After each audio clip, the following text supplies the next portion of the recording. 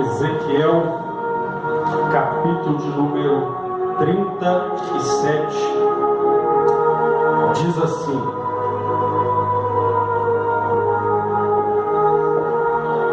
veio sobre mim a mão do Senhor, Ele me levou pelo Espírito do Senhor e me deixou no meio de um vale que estava cheio de ossos, e me fez andar ao redor deles.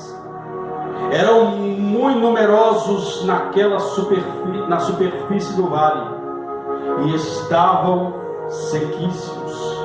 Então me perguntou: filho do homem, acaso poderão reviver estes ossos? Respondi: Senhor Deus, tu o sabes.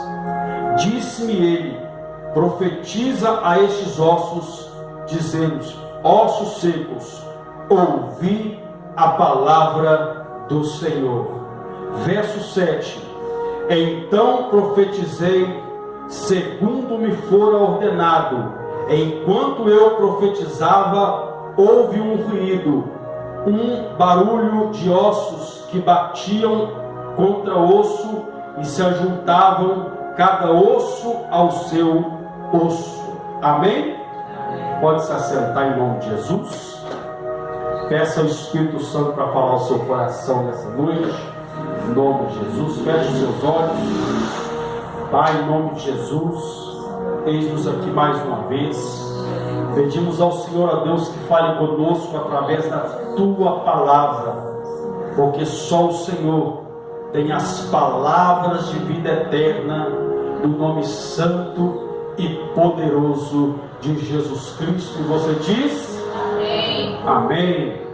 Amém, irmãos? Amém. Repita comigo: saindo do vale. Saindo do vale. Amém? Glória a Deus. Irmãos, nós lemos aqui uma passagem da Bíblia muito pregada nas igrejas. A história do profeta Ezequiel no chamado Vale de Ossos Secos. A Bíblia diz que Deus chama Ezequiel atenta para o chamado, e Deus então começa a dar visões, a dar experiências para Ezequiel. E assim é na minha e na sua vida, quando nós atentamos, quando nós atentamos para o chamado de Deus. Deus chama. Agora, seguir o chamado já é com cada um de nós. Deus não vai pegar ninguém pelo colarinho e vai dizer: olha, eu quero te usar e você vai ter que obedecer o meu chamado. Não.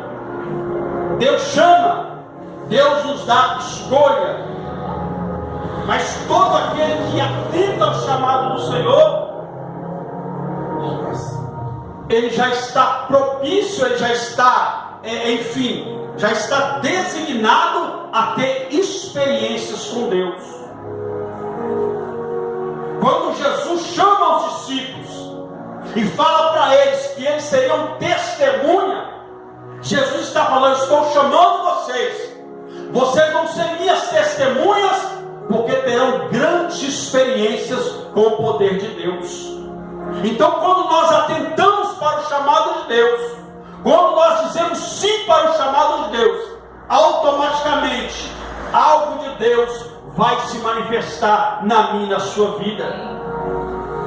E a Bíblia diz então que Deus chama Ezequiel, mas a Bíblia fala que Deus chama Ezequiel e fala: Ezequiel, imagino eu a cena, ele chamando Ezequiel, e Ezequiel, como a maioria dos profetas, ele diz: Senhor, eis-me aqui. E Deus, imagina, falando: Ezequiel, eu quero te levar a um lugar.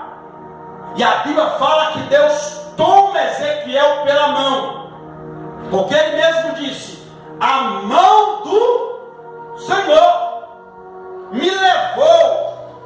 Então imagine essa cena, Deus e te pegando pela mão.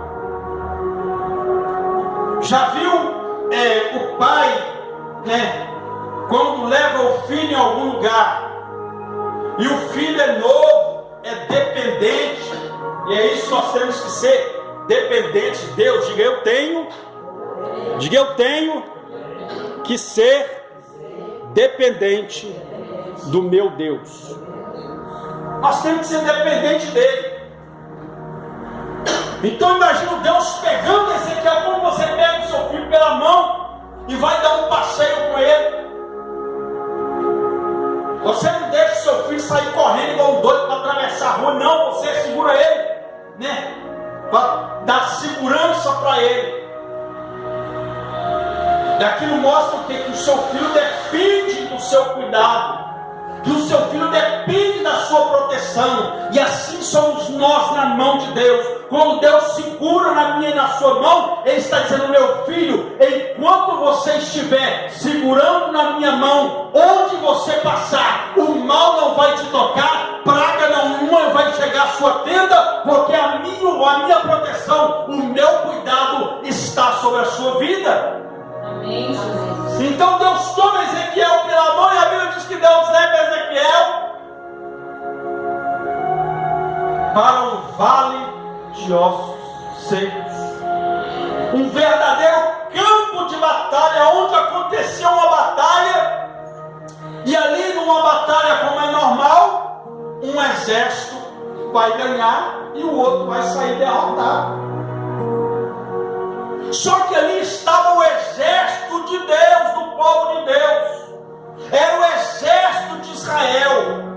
Então Deus queria mostrar para Ezequiel, porque a Bíblia fala que ali era um vale que estava cheio de ossos. Ou seja, ele não falou: aqui está um vale que está cheio de esqueletos, não, porque esqueleto é um corpo formado de ossos, mas ali estavam cheios de ossos, e eles estavam todos espalhados.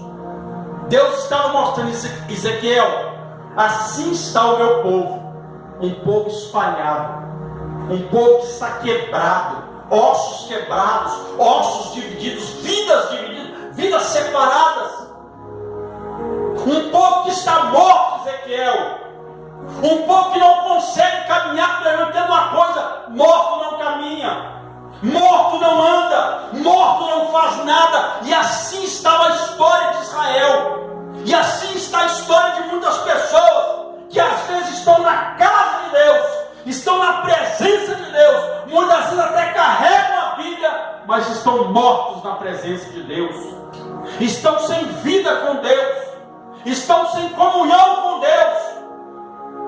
E a Bíblia diz então que Deus começa a mostrar para Ezequiel como estava aquele povo. Aí Deus pergunta para ele: Ezequiel, pode esses ossos reviver? Ele fala: Deus, tu o sabes. Meu irmão, um Deus que não sabe não é Deus. O nosso Deus, Ele é onisciente, Ele sabe de todas as coisas. Deus queria ouvir de Ezequiel se ele mesmo acreditava que aquilo poderia acontecer. É o que muitas das vezes Deus nos leva em situações que parecem verdadeiros vales de ossos secos. E no ditado popular que a gente costuma dizer quando a coisa está feia: e aí fulano, como é que está? Está osso. Eu imagino que foi até aqui que saiu essa expressão: está osso. Porque Deus levou ele lá e falou: Ezequiel, o que você está vendo? Eu estou vendo aqui um monte de osso. Está osso. Era isso que Deus estava transmitindo para Ezequiel, que a situação de Israel estava precária, que a situação daquele povo estava aos olhos humanos impossível, mas aos olhos de Deus tudo é possível aquele que crê. E se tem alguém que crê aqui, aplaude e glorifique esse Deus que é todo poderoso. Então Deus levou Ezequiel até aquele vale para mostrar como estava a história daquele povo. E Deus pergunta: pode porventura esses ossos reviver? Senhor, tu sabes. mas Deus queria saber se ele acreditava. E assim também é Deus para conosco. Deus quer saber se nós acreditamos que aquilo que os nossos olhos não podem ver, não estão vendo, se pode mudar ou não. Se você crê que Deus pode mudar a história da sua casa ou não. Se você crê que Deus pode mudar a sua história monetária ou não. Se você crê que Deus pode mudar a sua história profissional, sim ou não. É isso que Deus quer saber de cada um de nós. Deus não quer saber o que você está vivendo, porque Ele já sabe o que você está vivendo. Ele quer saber se você acredita que isso pode mudar. E se você crê, então dá mais um salve de palmas para Jesus Cristo. Então glória para Ele nessa noite. Aleluia. E a Bíblia diz que Ezequiel saiu dali e o exército já estava de pé. Ele saiu dali e a história já estava restaurada.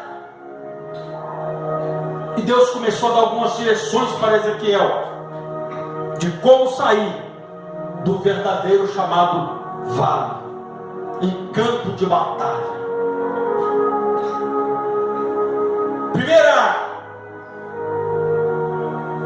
instrução de Deus para Ezequiel. Olha o que a Bíblia diz. Ezequiel falou: veio sobre mim a mão do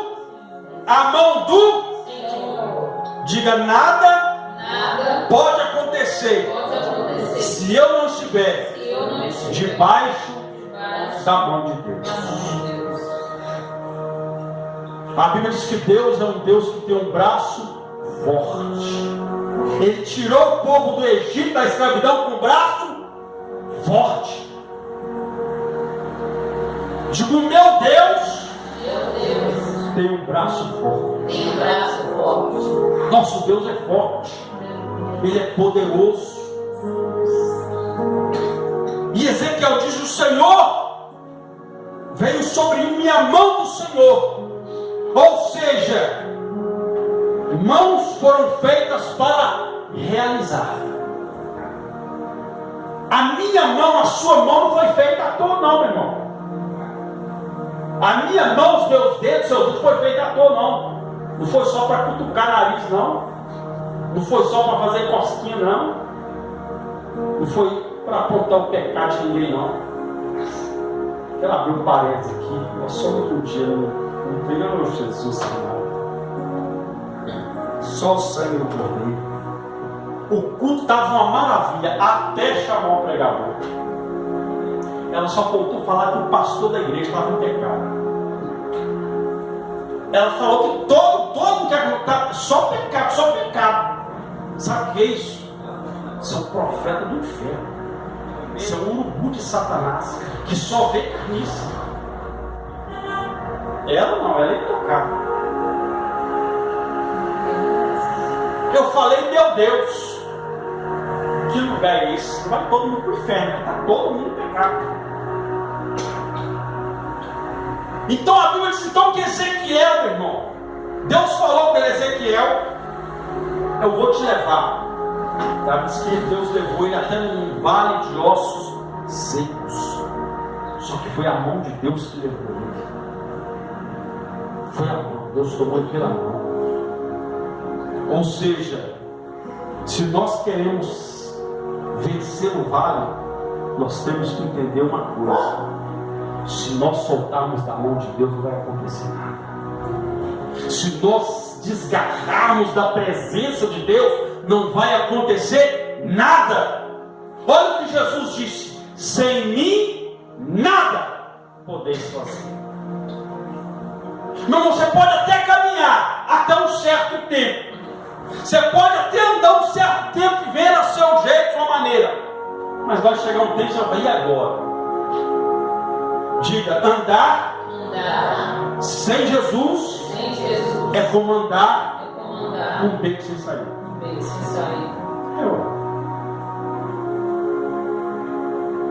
Quem anda com Jesus não anda no beco, quem anda com Jesus anda no caminho. Anda no caminho. E sem mim nada podeis fazer. O apóstolo Paulo, irmão, ele declarou: eu posso. Diga: eu posso. Eu posso. Tudo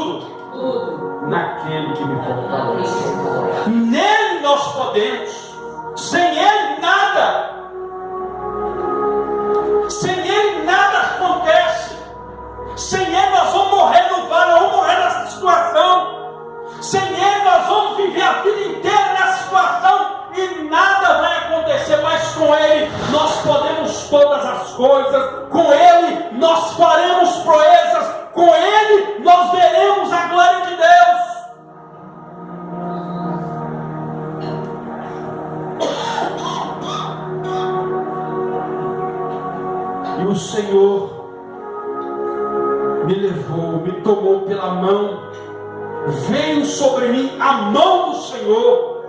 A Bíblia diz que Deus chamou Neemias e falou: Neemias, porque ele falou com Deus. Ele recebeu a notícia que Israel estava destruída, que as portas estavam, de Jerusalém estavam queimadas a fogo, os muros derrubados. A Bíblia diz então que ele foi falar com Deus, ele foi orar ao Senhor.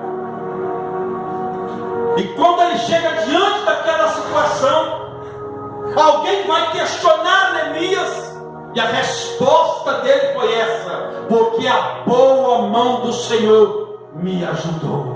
A boa mão do Senhor me trouxe aqui. Então entenda uma coisa: não solte a mão do Senhor. É por isso que nós cantamos: segura na mão de Deus e vai. Segura, não solte, não abandone a sua fé, mesmo que as coisas sejam difíceis. Não abandone a sua fé. Não abra mão de Deus, porque Ele não abre mão de você. Aleluia, obrigado, Senhor. Deus não abre mão de mim e de você. Aí a Bíblia diz que a primeira instrução foi essa: que ele estava seguro nas mãos de Deus. Segundo, ele disse: me fez sair no Espírito do Senhor. Diga: ninguém vence no vale se não for guiado pelo Espírito Santo. Ninguém vai vencer se não for guiado pelo Espírito Santo. Tem muitas pessoas que estão sendo guiadas pela emoção. Tem muitas pessoas que estão sendo guiadas pelo momento. Tem muitas pessoas que estão sendo guiadas por conversas aleatórias, que não são guiadas por aquilo que Deus tem falado ao seu coração. Aquele que é guiado pelo Espírito Santo, não tem gigante que permanece de pé diante dele. A Bíblia diz que Davi estava cheio do Espírito Santo, por isso ele derrubou o gigante Golias. Ele mesmo declarou: eu vou contra ti, em nome do Senhor dos Exércitos. Davi sabia tão quanto importante era a presença do Espírito Santo, que quando ele caiu em pecado, quando ele errou, a primeira oração dele foi essa: Senhor, não me lances fora da tua presença, e não retires de mim o teu Espírito Santo. Porque Davi entendeu que o homem sem Espírito Santo, ele é como um porco. Um homem e uma mulher sem o Espírito Santo, ele é como um porco. Porque o porco, meu irmão, entenda uma coisa: ele se alimenta de coisa suja. O porco, você pode tirar ele da lama, dar um banho nele, fazer tudo ali, deixar ele limpinho, solta ele, ele volta para a lama. Assim é o homem sem o Espírito Santo. Está atrelado à sujeira, está atrelado à lama. E o que o diabo quer é fazer com que o homem não tenha interesse em buscar a presença do Espírito Santo. Porque o intento de Satanás é deixar o homem na lama. Porque é o ambiente dele, ele é sujo, ele gosta de sujeira. Então por isso que ele quer impedir, ele quer tentar impedir a igreja não buscar o Espírito Santo, e nem muito menos conhecer o Espírito Santo. Olha o que o apóstolo Paulo diz: o Espírito Santo da verdade, porque o diabo é o pai da mentira. O Espírito Santo da verdade, que o mundo não conhece e nem pode receber. Porque o mundo jaz do maligno. O mundo é como um chiqueiro que quer que as pessoas se sujem. E a Bíblia diz então que Davi, ele diz: não retire de mim o teu Espírito Santo.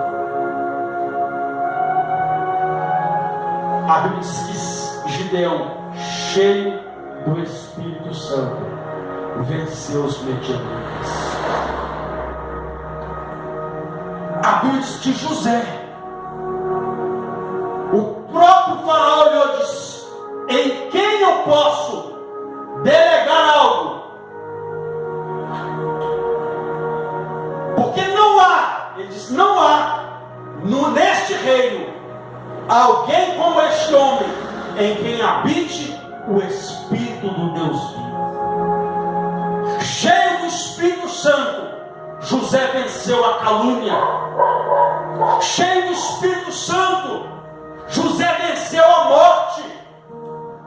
Porque tentaram matar José, e não foi gente de fora, não, foi os da própria casa.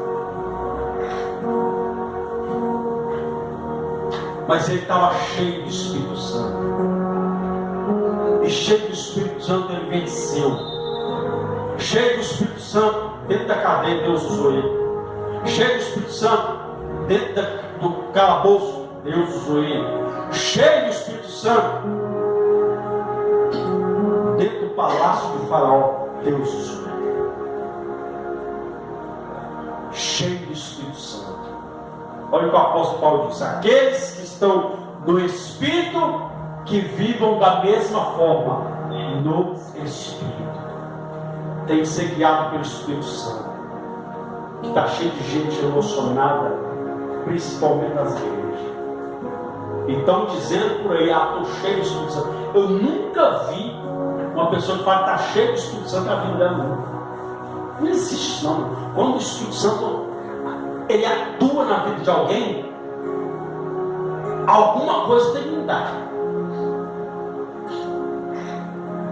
Alguma mudança é perceptível.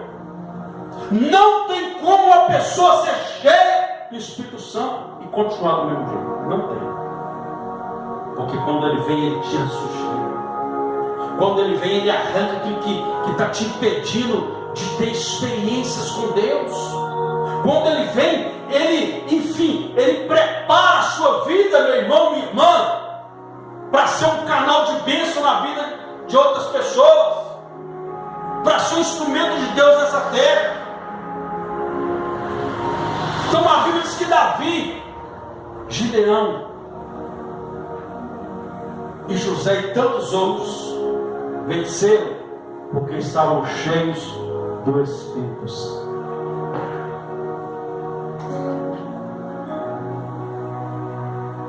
Ele me fez sair no Espírito Santo.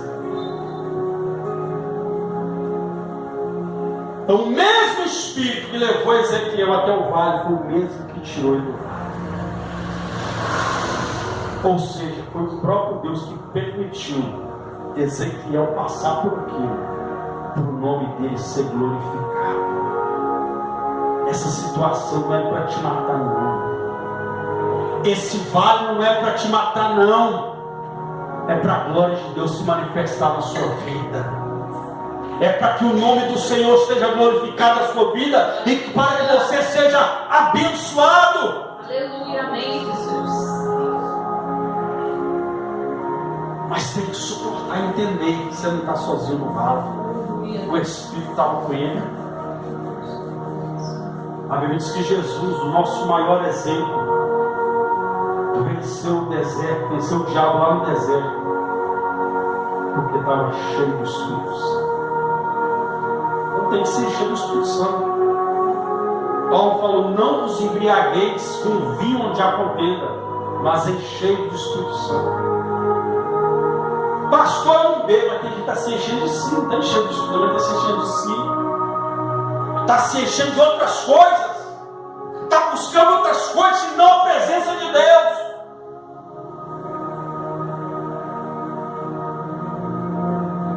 Aí a Bíblia diz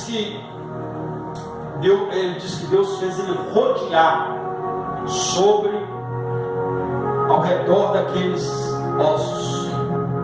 Rodear, ele foi dando volta.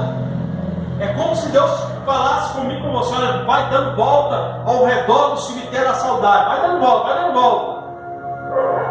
Só que ele foi dando volta, mas ao mesmo tempo que ele estava dando volta, ele estava observando como estavam os ossos no meio do vale. Ele estava observando: mas peraí, isso aqui é um pé, isso aqui é um braço, isso aqui é um fêmur, isso aqui é uma costela, isso aqui é uma coluna. Ele foi falando. Foi observando, mas está tudo separado, está tudo dividido.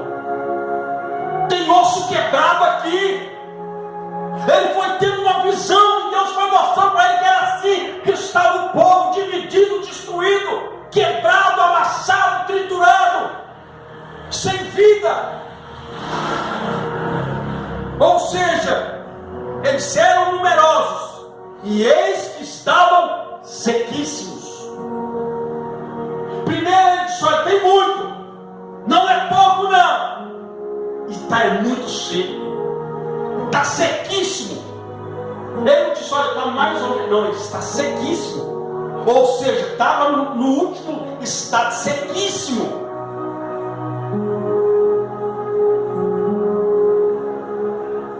Diga: eu preciso ter uma visão clara sobre a situação. Diga: eu preciso ter visão espiritual. Tem que ter visão espiritual, meu irmão. Você tem que pedir Deus para ungir os seus olhos.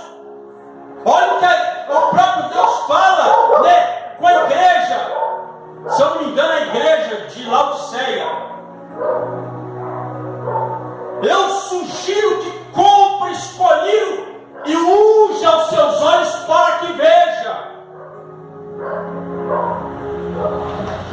E aqui eu encontro mais um símbolo. Nós fizemos um estudo aqui do símbolo do Espírito Santo. Esse aqui eu estou encontrando agora. É o colírio, símbolo do Espírito Santo, que abre a nossa visão espiritual.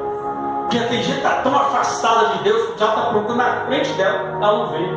O diabo está armando uma arapuca na frente dela e ela não vê. O diabo está colocando um prato na frente dela e ela não está enxergando. Visão espiritual. Entenda uma coisa: quando pegaram Sansão, a primeira coisa que fizeram foi furar os dois olhos dele. Só que o olho de Sansão espiritual já estava furado há muito tempo. O diabo já tinha furado o olho de Sansão há muito tempo. Sansão não percebeu que era o diabo tramando contra a vida dele, através de uma mulher chamada Dalila. Sabe o que Dalila queria? Dinheiro. Ofereceu um dinheiro para ela entregar Sansão na mão deles. Aí Sansão está lá todo apaixonado. É um homem apaixonado, ele faz cada besteira. Quando ele para e pensa: mas que besteira. Isso quando depois, como lá na frente, não toma um toco, aí que é pior. Quando é correspondido, glória a Deus. Foi apaixonado. Fiz cada coisa. Eu já fiquei doido dessa coisa. Mas a paixão virou a...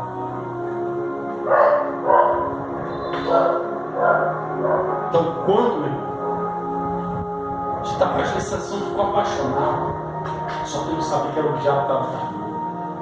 Porque a paixão do Brasil cega.